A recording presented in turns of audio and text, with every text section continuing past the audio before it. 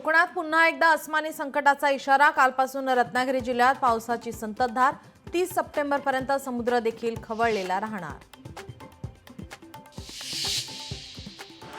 यवतमाळच्या घाटंजी तालुक्यात मुसळधार पाऊस। कोळी गावात सततच्या पावसामुळे कोसळलं घर। दुर्घटनेत सुदैवाने कोणतीही जीवितहानी नाही।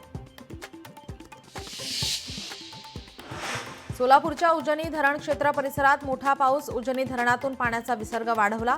80,000 क्युसेक वेगाने भीमा नदीत विसर्ग। बीडच्या पाटोदा तालुक्यात मांजरा नदीला पूर। पुरामुळे शेतीसह जनावरांचं नुकसान। जमिनी खरडून गेल्या। अनेक जनावरे वाहून गेली। सोलापुरात पुन्हा एकदा दमदार पाऊस। सीना कोळेगाव धरण पाणलोट क्षेत्रात मुसळधार पाऊस। धरणातून सीना नदीत 50,000 क्युसेकने पाण्याचा विसर्ग। बीड ग्रामीण पोलीस ठाण्यात शिरलं पाणी। पोलीस अधीक्षक नवनीत कावतांकडून प्रत्यक्ष पाहणी। नगरपालिकेच्या ढिसाळ कारभारामुळे पोलीस ठाण्यात पाणी। धाराशिवमध्ये मुसळधार पाऊस। नदी नाल्यांना मोठा पूर। पुरामुळे अनेक गावांचा संपर्क तुटला।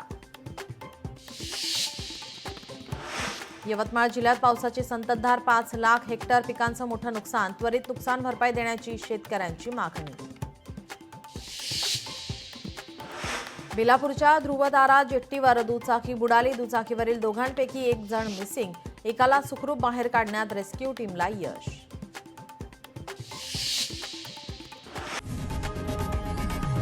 लोकशाही मराठी ऐका, पहा, जागरूक रहा।